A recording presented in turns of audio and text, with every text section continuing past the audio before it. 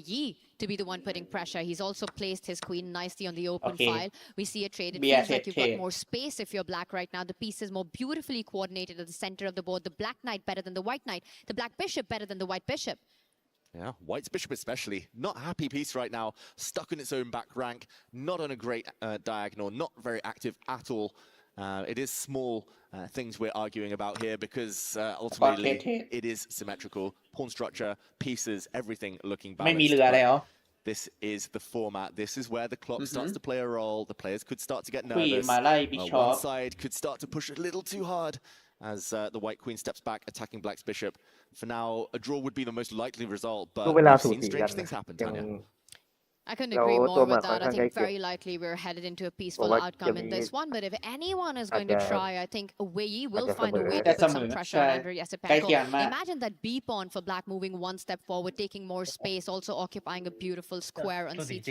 He first just มันอันนี้ครับคีมูฟได้มาเลยแบบจับกินหายไปหมดแล้ว I'm expecting Wei to play some committal pawn moves. แล้วเหลือเวลากันเยอะด้วยนะเวลากัน 4 นาทีเหลือเยอะนะ Swoop down to the first rank at some point. 10 นาทีแล้ว White's king maybe slightly more vulnerable than his counterpart on the back rank, just due to the fact the white king can never really step forward. The black bishop eyes the h2 square. And ใช่เดี๋ยวขยับไปขยับมาเรียบร้อยเสมอนะ We've seen this position. Could we start seeing repetition here, Tanya? It's an invitation to do just that right now. But he chooses another square to retreat to this time, so definitely denying that. Some mind game there by Wei. Yasipenko พร้อมนะแต่ว่าเวยี square on the longest diagonal on the right flank, where it says it'll be more active. So kind of tricking Andrei Yasipenko into this feeling of safety for a second. Exactly. It's a psychological battle here. The mind games have started to begin. Wei just teasing Yasipenko with the idea of a repetition. The clock does tell the story that Yasipenko is the one who's slightly less comfortable here. He brings his queen to a different square. Just as a side note, 99% accuracy for both players. So right now, both playing pretty much perfect chess, not giving each other a chance here. But the clocks, I have a feeling that might be the decisive factor. If Wei can put the pressure on, he's up around 30-40 seconds right now. Can he keep up that time edge? He's playing fast, he's playing swift, he's playing accurate is Wei. Again, the position very much in balance, but the feeling is that Wei is on the right side of it. ไม่มีใครได้เปรียบนั่นแหละครับประเด็นนะ Andrei Yasipenko with that last move, trying to improve the quality of his own bishop. ดูใครได้เปรียบเนี่ยเรา Andrei's queen is beautifully placed, just making sure that Wei's queen แต่คุณเห็นไอ้หลอดไหมครับไอ้หลอดขาวดำที่มันมีเลข0จุดอะไรสักอย่าง ถ้าหลอดไปหลอดสีไหนเยอะกว่าเนี่ยแสดงว่าสีไหนได้เปรียบถ้ายิ่งสีเยอะกว่ามากๆก็แปลว่าโคตรได้เปรียบเลยประมาณนี้ถ้ามิดหลอดก็คือแปลว่า he's gained a bit of space. Those pawns could advance even further. Long term, I'm expecting the black king to improve itself. Yeah, it could be a race towards the center. If the queens come off the board, the kings will start to play more of an active role. And now the clock's leveling out. This last move by Wei, I do think it gives Andrei Yasipenko just a little something to play for. Ideas like the H-pawn moving forward, targeting the black pawn that's just moved ahead. Ideas of the E-pawn moving ahead, kicking that knight. Wei instead just retreats voluntarily on his own, trying to reroute it to the other side of the board right now. Is this the moment that Yasipenko uses to try to trade the last remaining bishops? Oh, that's a very good point there, Tanya, because we were saying just a few moves ago that White's bishop inferior to the black bishop. White's knight cancelling out the black knight right now, but Bishop's about to leave this board. Just maybe opened up his king Wei. Those dart squares looking a bit tender right now. Every pawn move comes with its own set of consequences, and this one definitely weakened, created some squares and holes in black's position. Getting rid of the defender now is Andrei Yasipenko, taking control of that opportunity with the knight retreat, that this move was made possible. Yeah, momentum starting to turn both on the board and clock. For the first time in a long time, Wei is slightly below his opponent on time. He's now begging for that queen exchange. This hits the white queen. It also hits the undefended white knight. So will the queen exchange be forced? That would be a calmer way. Yasipenko more ambitious though. He wants more. He doesn't want the repetition. He doesn't want the draw anymore. Yasipenko, he is trying to trick Wei, even though the position is in balance. It's all about king safety. And it is Wei's king that's feeling the heat. He senses it, suddenly leaning forward, the body language has changed. He feels that there might be something in the position. เสมอจะใช้กดชายเบรกแบบไหนก็เราจะแข่งกัน2 เกมเนาะถ้าเกิด1 คะแนนเท่ากันก็จะไปเล่นอาร์มาเกดอนอาร์มาเกดอนก็คือเกมวัดผลเล่นกันเกมเดียวขาวจะมีเวลาเยอะกว่าแต่ขาวต้องเล่นให้ชนะ Centralize. If in doubt, put the queen in the center of the board. Makes a lot of sense. She controls the most squares there. and still no clear path forward. White's queen, the only square I was going to say is this one to trade off. Will he go for it, Wei Yi? Will he remove the queens from the board? The reason is that you trade that off. Notice how Black's knight is so offside from defending the lone pawn on the left flank for Wei Yi. You trade that off. You need to be careful with the white knight coming to that left pawn, and I think we're going to see Wei Yi try to come up with a way to defend it, and he does. He stops the knight jump to the center of the board. โอกาสเดินพลาดอะไรมันอาจจะเยอะกว่า Black really didn't want to make that move. He had to stop the white knight traveling quickly over to that left flank, to the queen side. The reason he didn't want to play it is because after White's last move, there are some light squared holes on the structure there for Black. White's knight will have an easier job hopping, jumping, but for now it is a defensible position. It should be holdable here for Wei Yi, but it's very much the type of position where it's likely to be a white win or a draw. It's going to be very hard for Black to win this. Especially when you're going down under the 2-minute mark right now. Notice that 8-6 pawn, that's a forever weakness for Wei Yi as the white knight does find its path, its route towards that f5 square that you highlighted, David. Meanwhile, the black king looking for activity on the left side of the knight leaves the center of the board. We will see that king heading towards the b pawn. I think this is deceptive. The evaluation bar says 0.0 should be a draw, but this is not easy. Wei Yi is 30 seconds down on time. He has a slightly more difficult position. Black's pawns are easier to get at. White's knight is beautiful in the center of the board. Can't be challenged. This is an opportunity for Andrei Esipenko to win his first game. The only thing going for Wei Yi is that the king of the hill, the king finds itself at the center of the board, the more active of the two. Also notice that the knight is a defensive piece. It's a passive piece, but does a beautiful job of controlling that f5 square right there. So I think Wei Yi so far keeping it in the balance, but it's going to be not an easy task to finish this into a draw. It's going to be a flag fest. That's what it is. 1 minute each now. Not much time at all. There's still plenty of life left, despite the fact it's only knights and pawns. Knights are such tricky pieces. Could there be knight forks later? Esipenko is getting ready for that pawn race. There we saw his screen with the fancy graphics. How is he going to try and press here? He needs to speed up. He pushes the pawn. That's very, very committal. That pawn is now within striking distance by the black knight. But he's hoping there might be some checks. Are the pawns on the left flank going to be eliminated now? He did push that pawn to take away some running squares from the king right now. And we are officially heading towards bullet territory with no increment right now. The king falls and now the whole of the queen side is off the board. This would make the defensive task easier for black. Just pawns on one flank. This last knight move, really classy. The black king was uncheckable. The players start to repeat. And they don't want to risk it. It's a draw in game 1. แต่ว่าอันนี้มันเทียบฝั่งเดียวกันนะ4 v 4มันแบบเหมือนกันเป๊ะเลยมันไม่ใช่อยู่แล้ว ใช่มันยากเกินเสมอดีกว่า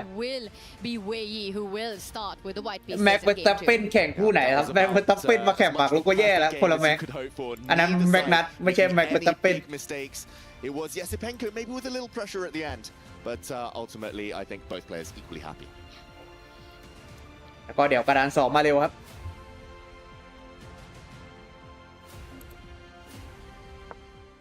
Leave already underway. We've got action แล้วก็ coming เริ่มอย่างรวดเร็วครับนี่ครับกระดาน2มาแล้ว for the players to take a pause. David, it's non-stop in Paris. Non-stop here in Paris. The players were so impatient to get game 2 going. แล้วมันเร็วแบบโคตรเร็วเลยนะ Opening moves. It was a Petrov defense as pawns traded off in the แบบ center. opening มาเราแบบดูไม่ทัน faced each other on before. This exact opening featured between them at the candidates. ไม่กินหักขาว่าแย่นะครับไม่ใช่ King ไม่ใช่หมากไทย no castling.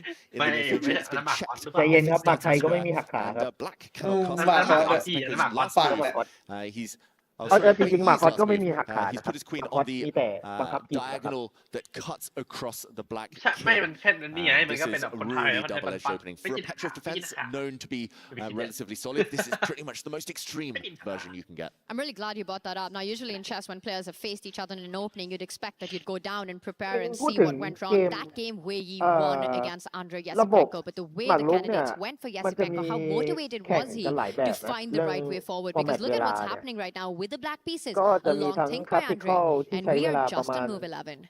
Exactly, still very early days, and this is the first case of the Sports World Cup this year where one side has clearly got their opening preparation in. This is some home cooking from Wei Yi.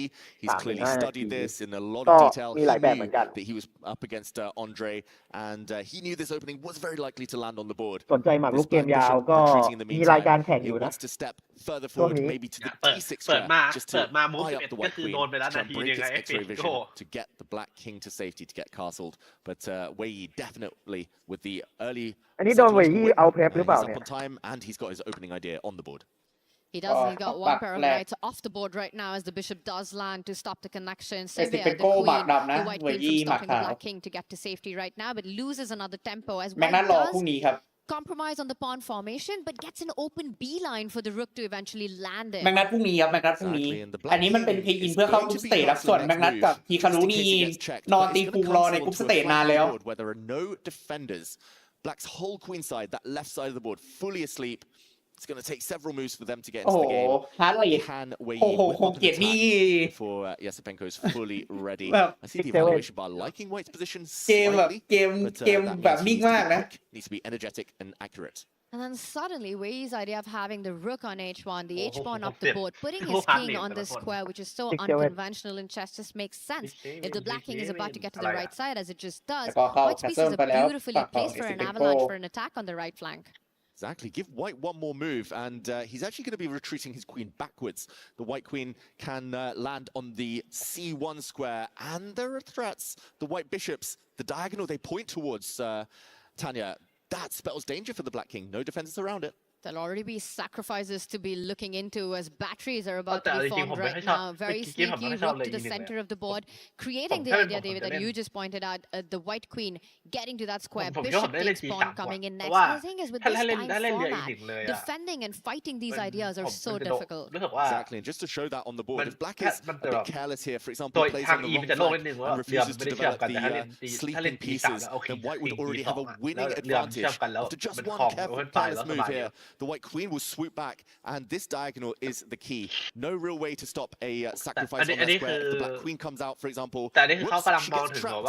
A sacrifice here, and White has beautiful tactics. If the Black king ends up taking, this is deadly. A fatal check here. The Black queen will drop off the board, and if you don't defend that pawn, if you continue your operation on the other side, where you would crash through, bishop takes, a queen jumping in, and clearly this is going to end in a checkmating attack. Black would be helpless. Therefore, he tries to trade off as many pieces with this rook move as possible before the attack lands. I'm still expecting it to attack to land just there. You know, you trade the rook, you bring your queen back, and as you said, Black's army is still so offside from defending the king right now.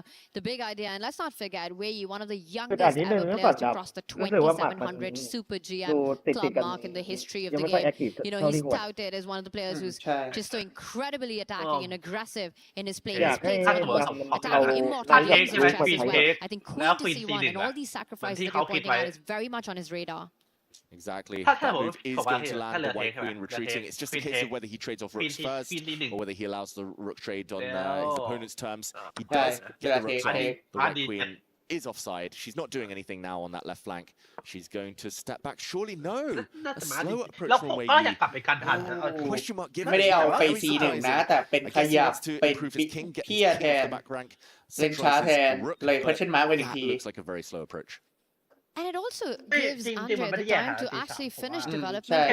The bishop could now come out before the knight does, hit the white knight, bring that bishop to g4, then continue with development, and suddenly there's perfect harmony for Andre Yasipenko right now. The question mark feels like it's on point.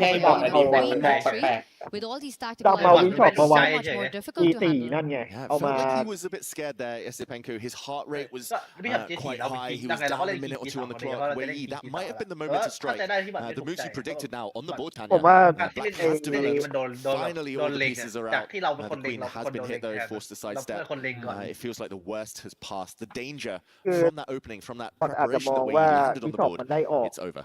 I just want to point out about a very important defensive resource now against all the ideas of sacrificing the bishop for the kingside pawns that Black will always have. Andre can retreat the knight to a square next to the Black king and just make sure that no checkmates are delivered. Knight and a fate, and you never land a mate. รอสปอร์ตเน้นครับเลยครับรอคนไทยอ่ะ Yeah, you can be confident about your fate. ยังไม่ถึงนะคนไทยรู้สึกว่าจะเป็นน่าจะเป็น IM A knight is a king's best น้อง friend. ปิน Full stop. A great รู้สึกจะ defender. 2004 And Yasipenko has PM that ผ one ม up จำไม่ his ได้ sleeve. เท่าไหร่ 2006 First, หรือ Wei Yi forces นี่แหละ back the Black bishop. 2005 The White knight now not so well placed. ต้องตบ Does feel PM like ด้วย long-term Black is pretty happy. White has some double pawns on the queen side. So if Yasipenko continues defending as well as he IM has อยู่มั้ง done, ถ้าผมจำ he's ไม่ going ผิ to ด be feeling น้องปิน pretty happy.